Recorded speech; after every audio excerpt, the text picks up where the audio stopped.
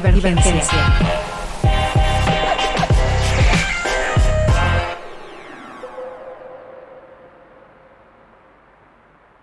¿Qué tal, amigos? Soy Martín Ruiz, director de Consulta. Estamos en su programa Divergencia y me acompaña Eduardo Fernández. Lalo, un gusto estar de nuevo compartiendo los micrófonos. ¿Qué tal, Martín? Queridos amigos que nos ven a través de Consulta, muy buenas tardes, días, noches, a la hora que usted nos esté viendo. Querida amiga, querido amigo, bienvenidos. Lalo, al fin y al cabo pasó la jornada electoral. Ya en la madrugada del 7, en los primeros minutos del 7, el ITE dio a conocer el conteo rápido que hizo el INE y al fin y al cabo confirmó algo que se sabía, pero que muy pocos o muchos querían o no creer, y que era el triunfo de Lorena Cuéllar Cisneros, la candidata de Morena, la candidata de la coalición Juntos Haremos Historia en Tlaxcala. Y lo que sorprende, Lalo, es la ventaja con la que gana. En términos reales, vamos a saber los resultados oficiales el próximo miércoles, pero se habla en promedio de alrededor de 14, 15 puntos porcentuales, que estamos hablando que podrían representar entre 80 y 100 mil votos. Así es, Martín, pues se dio la jornada electoral, un ambiente enrarecido por muchos actores, por muchas situaciones que la verdad es que sí, hay que decirlo, me parece que la autoridad electoral minimiza la violencia que se dio en este proceso electoral, en algunos puntos aislados si queremos verlo. Muy focalizados. Pero al final del día no podemos minimizar ni tampoco normalizar que este tipo de cuestiones se den cita el día de la jornada electoral. Entonces, yo creo que las autoridades en el plano federal, como la secretaria Olga Sánchez Cordero, pues hace mal en decir que pues todo muy bonito, ¿no? Porque ciertamente hubo algunas situaciones, si bien fueron las menos, pero no tenían que haber sucedido. A eso es a lo que voy. Entonces, pues es un llamado de atención para las autoridades para dejar de minimizar los hechos de violencia, los conatos de bronca en las casillas, porque me parece que eso es tan del régimen pasado, ¿no? No es muy cuarto transformador pelearse en la casilla. Entonces, pues sí, los resultados los vimos en el PREP, con anterioridad el conteo rápido. Las tendencias de las encuestas, algunas sí iban acorde a la realidad, trataron de hacer unas predicciones y proyecciones. Particularmente no me imaginaba una ventaja de ese tamaño. Yo estimaba entre 5 y 7 puntos porcentuales de diferencia. Lo cierto es que también hay que reconocer que muchas personas salieron a votar en medio de una pandemia, de una situación complicada de salud, y manifestaron pues su voluntad en las urnas, y al final del día pues qué bueno que la gente decidiera participar.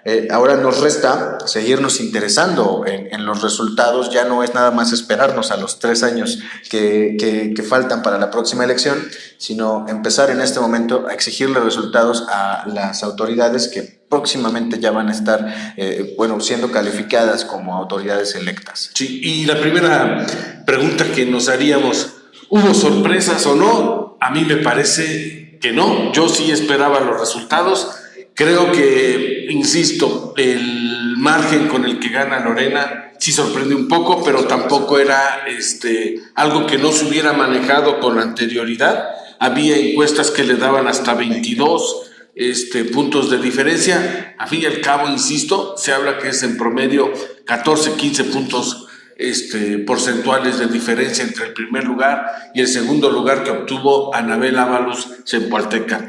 Lo interesante será lo que tú comentabas hace un momento, ya los datos duros y las cifras oficiales. Si Lorena supera o se acerca a los 300,000 votos, será hasta ahorita la gobernadora con más votos en la historia de Tlaxcala. Superará por 50 o 60,000 votos la votación de Mariano González Harú, que creo que es un dato interesante e importante.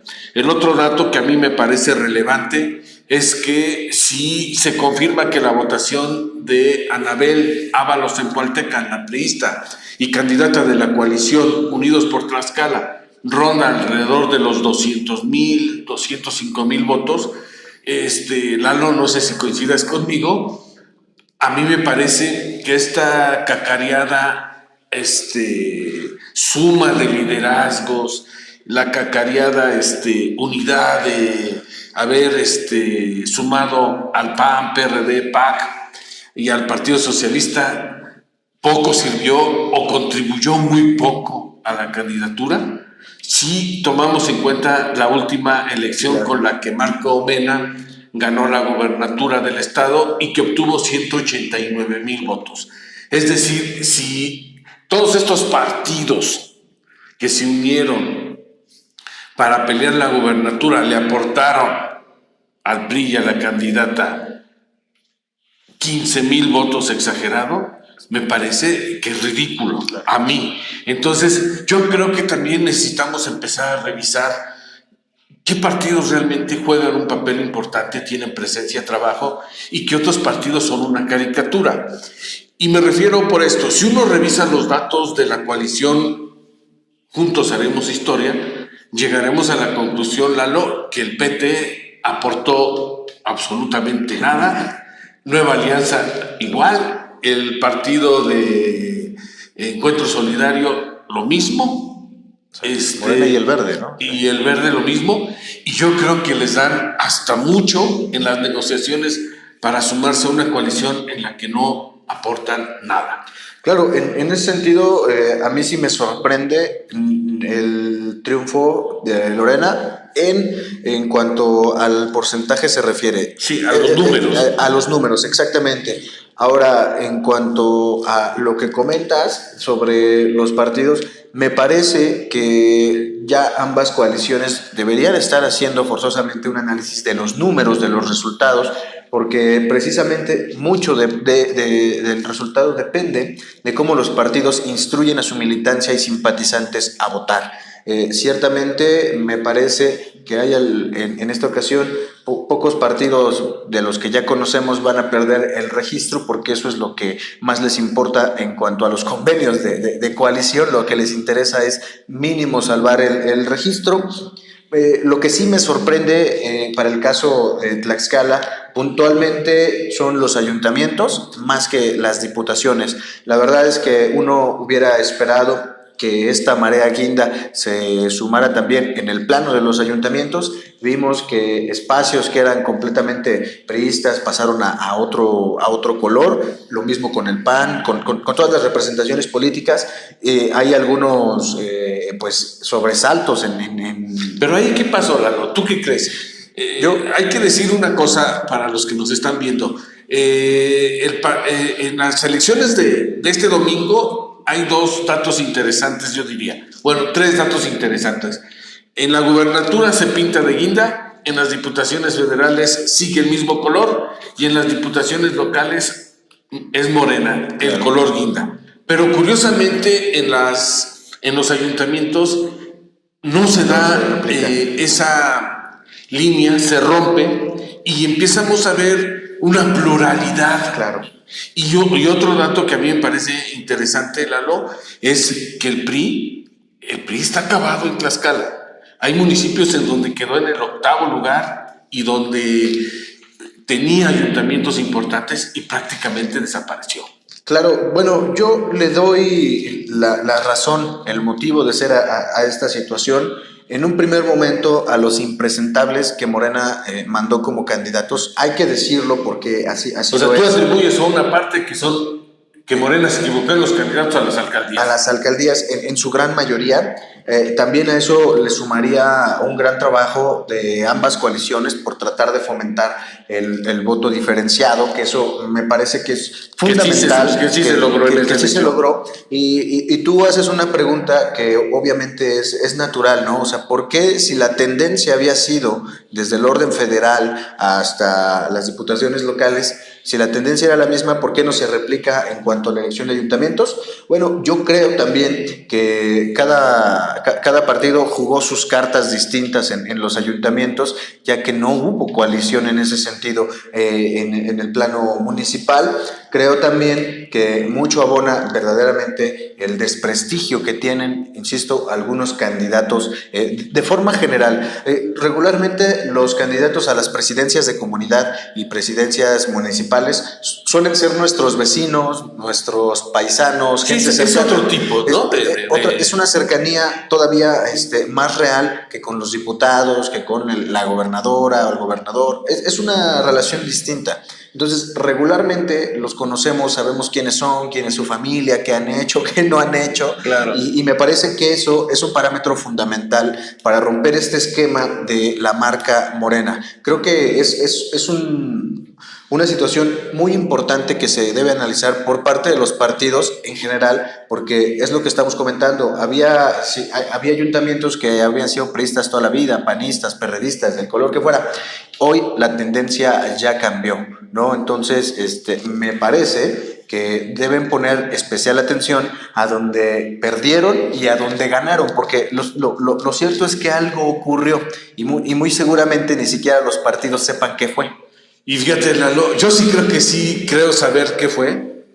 Digamos, veo el mapa a nivel nacional y ves que Morena perdió fuerza y presencia. Y un buen referente para decir que los ciudadanos castigan y premian es la Ciudad de México. Claro. En la Ciudad de México prácticamente la mitad de las alcaldías pasaron al lado del PRI y aliados. Del PRI y el PAN, y Morena logró conservar la mitad.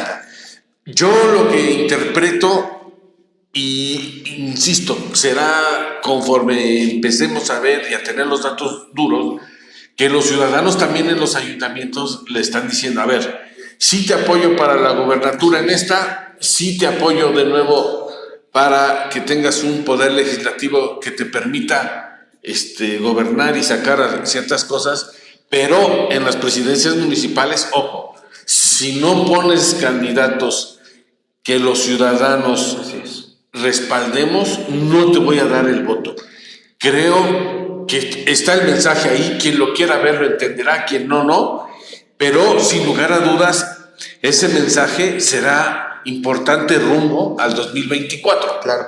Sí, por supuesto. Me parece que de verdad los partidos deben poner especial atención a estas situaciones, porque incluso las encuestas que también habían estado circulando en cuanto a los ayuntamientos marcaban una tendencia clara que efectivamente correspondía a las diputaciones locales, federales y a la elección de gubernatura.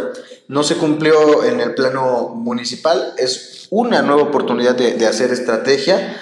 Yo de verdad le doy más importancia a los impresentables, no únicamente de Morena, sino de todos los partidos, porque los hay. El caso particular, por ejemplo, en Huamantla, un candidato que es de origen poblano va por Morena, termina hasta el tercer lugar. El caso de Apizaco, un candidato muy gris, un candidato que parece ser, me atrevo a decirlo, que Morena lo dejó en charola de plata para que se lo comieran. Lo mismo también pareciera ser en la capital. Hay algunos partidos que enviaron a personajes poco agradables para el electorado y para los grupos políticos. Entonces, en ese sentido, pues sí hay que replantear la forma en la que se eligen a los candidatos. Ojo, me parece bien que las encuestas de posicionamiento y todo son funcionales únicamente para saber la reputación, pero también lo importante es ver o valorar por parte de los partidos la capacidad de llegar a acuerdos, la capacidad de sumar grupos, la capacidad de entrar a una campaña, ¿no? O sea, la verdad es que... Y además, Lalo, tú hablabas algo así, ponías el dedo ahí sobre el asunto de la reputación y prestigio y presencia de los grupos. Esta es una elección de lo que poco se ha hablado porque, insisto, apenas están los resultados. Pero, por ejemplo, bastaría ver cómo a la familia Orea le ponen un estate quieto. Un estate quieto, y estoy hablando de la familia que domina o tiene el control del ayuntamiento de Zacatelco. A la familia Pluma le dicen lo mismo en Tlatelulco. Y me parece, si pudiéramos estar hablando de otras familias, ahorita hay varias, pero se me están yendo los nombres, pero al fin y al cabo, por ejemplo, la familia Ortiz, habría que decirlo, le echan toda la carne al asador con Serafín Ortiz, y Serafín Ortiz pues no logró ni pintó más allá de de ser un participante más en la elección para la alcaldía capitalina. Y también, por ejemplo, hay casos sui generis, en el caso de Miguel Ángel Covarrubias. A mí, yo lo conozco, a mí me parece un político ni brillante, ni, no voy a decir que sea mediocre, me parece un político X, con cierta inteligencia, con cierta capacidad de operación, Claro. pero que al fin y al cabo yo lo escribí en la mañana en mi espacio y decía, puede ser que a muchos nos guste o no cómo opera, cómo se conduce, pero es un tipo que obtiene resultados. Claro. En el 2018 logra la diputación local, fue el único diputado que le puso una chinga Morena en el distrito 14. Hoy les vuelve a repetir la dosis y vuelve a ganar, ya no con el PRD, sino con el Partido del Trabajo. Y no solamente eso, en el 2016, cuando Miguel Ángel Covarrubias deja la presidencia, hace a su mamá candidata en la presidencia municipal de San Damián Texolo y la gana. Hoy en este proceso dejaron a su hermano Arturo como candidato y vuelven a ganar la presidencia municipal de ese municipio. Nos puede o no gustar, insisto, claro, pero es un tipo y una familia que saben aprovechar sus circunstancias, el poder y el dinero, y ahí van avanzando, ¿no? Claro, la verdad es que yo lo comentaba desde 2018, el caso de Miguel Ángel Covarrubias, que es el único diputado que le vence a la maquinaria morenista y a la figura del presidente, hay que decirlo, en su mayoría. Era un caso de análisis y ahora lo es más. Significa, como tú bien dices, que al interior de su distrito, al interior de su municipio y los que componen el distrito, es bien visto por la mayoría que sale a votar. Ojo, no claro, por todos, por quienes salen a votar. Entonces, me parece que él tiene muy bien medido el espacio geográfico que representa. Como tú también dices, las estrategias que utilizan para posicionarse, para generar simpatía y empatía con el electorado, podrán o no gustarnos, eso es cierto, pero al final del día le está dando resultados, mientras que a otros que de verdad gastan los millones que no tienen en superconsultores y este tipo de agencias, pues únicamente se quedan viendo, y eso me parece que es lo interesante. Habrá que ver también la conformación del Congreso, la asignación de los plurinominales, porque bueno, parece que se repite la misma historia otra vez en cuanto a una presencia de mayoría varones, sí, y que lo van a compensar con las pluris con mujeres. Entonces, algunos, y ojalá suceda, algunos líderes de partido que abusivamente se anotaron en la primera, ojalá, pues en sí, cuestión estamos hablando del caso de Fabricio Mena, pues el caso de Pepe Temolsi, Pepe Temolsi, de Juan Manuel Cambrón. Manuel Cambrón, que no es propiamente dirigente de partido, pero tiene un equipo, un grupo, también de Jaime Piñón, que se pone, Patricia Centeno, que se pone la segunda. Eso me parece estratégicamente muy interesante en cuestión de las acciones afirmativas de género. Entonces, creo que quienes figuran al interior de los partidos y creían que ya la tenían segura, van a tener que pelearse con el árbitro electoral. Muy seguramente quienes ya se decían y parecían ser diputados van a quedarse viendo. Sí, insisto, eso lo estaremos viendo en los próximos días, cómo se vayan desarrollando las cosas. Yo también creo que hay otras lecturas, por ejemplo, Morena ganará y gobernará la presidencia municipal de Tlaxcala, que es una posición importante por lo que representa. Yo creo que otro dato interesante, insisto, nos guste o no, los datos así lo dicen, es que el PAN vuelve a ganar la presidencia municipal de Apizaco, sí, lo que prácticamente estaría prolongando casi ya 18, 19 años de gobiernos panistas. A mí sí me sorprende, Lalo, ese triunfo. No, realmente. Yo te voy a decir porque conozco mucho a pizaquense. Yo en reuniones, en comidas, desayunos, la queja generalizada hacia los gobiernos de esa ciudad no dejaban de escucharse. Claro. Y al fin y al cabo, pues mucha queja, pero ese partido logró mantener y seguir controlando.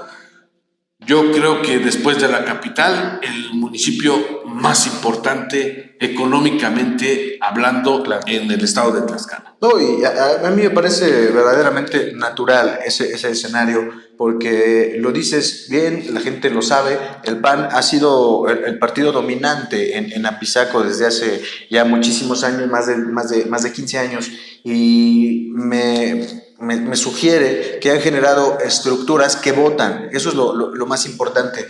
Si bien hay un malestar generalizado y sí de un tamaño considerable respecto a los resultados de las administraciones panistas, habría que preguntar cuántas de esas personas que están inconformes salieron a votar y a votarle en contra al Partido Acción Nacional. Entonces, no me extraña que el flan que pusieron como candidato pues se haya sacado la lotería sin comprar boleto, por una sencilla razón: el trabajo ni siquiera fue suyo, sino del Partido Acción Nacional, los grupos y bases que tiene, y al final del día otros grupos políticos, unos más pequeños que otros, que pudieron ir sumando respecto de los actuales regidores y de los actuales funcionarios municipales. Entonces, verdaderamente no me extraña, era un ejercicio que igual ya estaba cantado. Sobre todo, insisto, si ponemos a los impresentables en Morena, y si no quedaron en Morena se van a otro partido, me parece que había posibilidades de competir, ahí sí, con una alianza, no yendo los partidos por separado. Me parece que en ese sentido se equivocaron, porque el no hacerlo, al igual que en la capital, ahí tienen los resultados. Sí, y ya finalmente, Lalo, para cerrar este comentario o este programa, hay muchos que están empezando a malmirar al gobernador Marco Antonio Mena, porque dicen que traicionó a su partido y a la coalición, que no operó como debía de operar, que a la mera hora los dejó solos. Yo, en lo particular, me parece que el gobernador actuó como debía de haber actuado, como deberían de haber actuado todos los gobernadores o todas las autoridades que tienen un cargo relevante e importante. Me parece que al final no se metió, que dio la certeza de que en Tlaxcala tuviéramos elecciones limpias y apegadas a derecho. Aunque él hubiera intervenido, incluso lo comentábamos antes de iniciar este programa, a lo mejor sí hubiera influido en 1 o en 2 o 5 puntos porcentuales, claro, o 6, pero al fin y al cabo no les iba a alcanzar para derrotar, en este caso, a la candidata de Morena y la próxima gobernadora, Lorena Cuellar Cisneros, que yo creo que hay que decirlo, Lalo, desde hace 2 años, o poco más de 2 años, yo recuerdo que Lorena se montó en la cabeza de las preferencias electorales, nunca dejó el primer lugar y llega al 6 de junio y simplemente se ratifica su triunfo, un triunfo que para muchos ya no es sorpresa porque era lo que se esperaba, y al fin y al cabo hoy nos toca ver pues prácticamente que se confirme mañana en el conteo, que el domingo le estén dando su constancia de gobernadora electa, y estaremos hablando del proceso de entrega-recepción. Claro, me parece que se equivocan quienes satanizan el actuar del gobernador, así sean miembros de alguno de los partidos de la coalición o no. Yo lo había dicho en este espacio, estamos de frente a la gran oportunidad de empezar a hacer otro tipo de política, y lo estamos viendo, lo decíamos, un gobernador que no se mete. Ya lo dijimos, ¿no? O sea, tal vez si como muchos hubieran querido, le hubiera entrado, el escenario a lo mejor pudo enrarecerse y no hubiera cambiado. Pero difícilmente me parece que habría cambiado. Entonces, a mí me parece que hace lo correcto, es prudente en su actuar. Creo que hace, de verdad, una muestra de cómo deben transcurrir las elecciones y cómo deben comportarse las autoridades.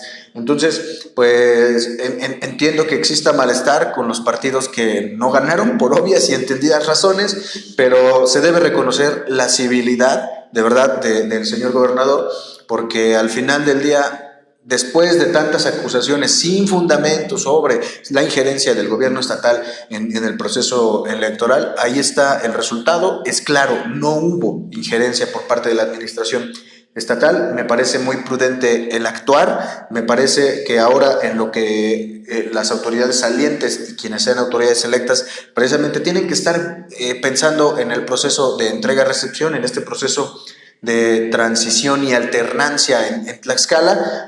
No creo que sea complejo como en otros escenarios, pero yo celebro de verdad que el gobernador instaure una nueva forma de comportarse en las elecciones y de hacer política, porque ciertamente estábamos mal acostumbrados a que los gobernadores hacían proselitismo en el proceso electoral, ¿no? Incluso, pues, un dicho popular, que también es un muy mal dicho, reza que el gobernador saliente tiene que operar la elección para ver qué onda, ¿no? Entonces me parece que estamos frente a la oportunidad de romper esos paradigmas en cuanto a la política de Tlaxcala se refiere. Ojalá que los actores políticos que entran lo puedan entender también, me parece que eso es importante, y exista un reconocimiento precisamente por la no injerencia de las autoridades en la elección, que bueno, en este sentido no tendría que hacerse, pero dada la circunstancia, dada la costumbre de la política tlaxcalteca, me parece que eso sí sería romper esquemas y paradigmas ya trazados en la política tlaxcalteca,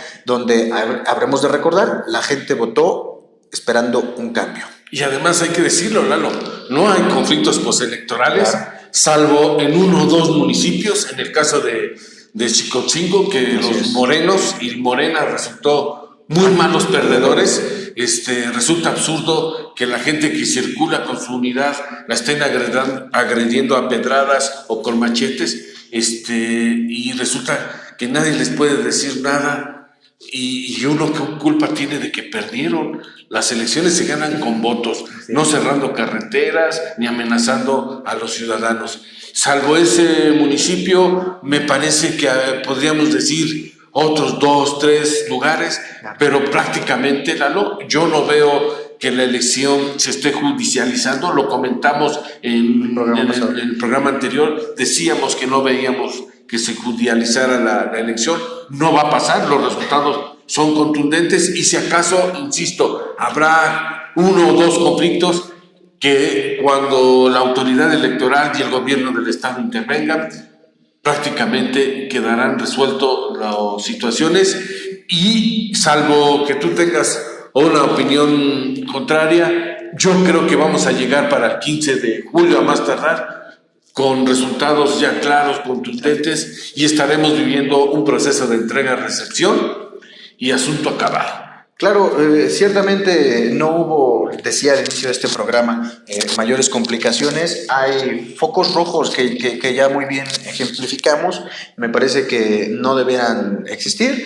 Creo que posiblemente en cuanto a alguna diputación y algunos ayuntamientos pueda judicializarse. Según los datos del PREP, hay algunos donde se llegó a capturar hasta el 80% de las actas y la diferencia es mínima entre uno y otro. Entonces creo que después del cómputo del día miércoles pues vendrán algunas pues estrategias jurídicas, ¿no? que son válidas, me parece, siempre y cuando los escenarios lo permitan. Es decir, no una diferencia de 30,000, 50,000 votos o de 2,000 votos entre el primero y el segundo lugar. Sí. No, entonces creo que de verdad pocos son los que se van a dirimir en algún escritorio. Ojalá que de verdad las autoridades entrantes, todas de los 2 órdenes que entran, pues estén propiamente capacitadas para el manejo de la administración pública. Si no lo hacen, todavía están muy a tiempo de contratar a algún especialista o de volverse especialistas si es que no lo son. Bueno, y al fin y al cabo, miren, vamos a esperar ya los conteos, que se termine de llevar a cabo este procedimiento, y en su próximo programa ya estaremos hablando de datos muy duros, datos muy concretos, y estaremos haciendo una evaluación realmente basada en números, diciendo quién aportó, quién no aportó, quién perdió, quién ganó. En fin, por lo pronto nos despedimos. Vamos a estar muy pendiente de cómo se desarrolla y cómo terminan los conteos, y también vamos a estar pendiente de cómo se va a empezar a conformar el equipo de trabajo que va a acompañar a Lorena Cuellar Cisneros en su próxima administración, que se antoja con muchas expectativas y sobre todo llega con un respaldo ciudadano importante, casi 300,000 votos, y así como llega con cerca de 300,000 votos, creo que los tlaxcaltecas le van a empezar a exigir resultados, y aquí vamos a empezar a ver y a comentar quiénes se mencionan, quiénes suenan, y en fin, vamos a tener mucha tela de qué cortar y comentar con ustedes en sus siguientes programas de Divergencia. Lalo, ¿algo más? Martín, queridos amigos, es todo. Hay que estar pendientes, sí, a los cómputos, hay que estar pendientes del proceso de la transición. Me parece que no debemos únicamente interesarnos en los procesos electorales y en la vida política cuando hay elecciones. Hay que hacerlo desde ese momento, que se convierta la política en una forma de transformar positivamente la realidad día con día y no tratar de hacerlo cada 3 años. Y a mí me parece, y desde aquí quiero mandar una felicitación a todos los ciudadanos que acudimos y salimos a votar el próximo domingo. Se tuvo una participación importante, eso contribuye, eso es básico, fundamental para tener autoridades con legitimidad y sobre todo que los conflictos postelectorales no aparezcan en Tlaxcala. Le agradezco, soy Martín Ruiz. Lalo. Muchas gracias por el favor de su atención. Gracias y estamos en contacto.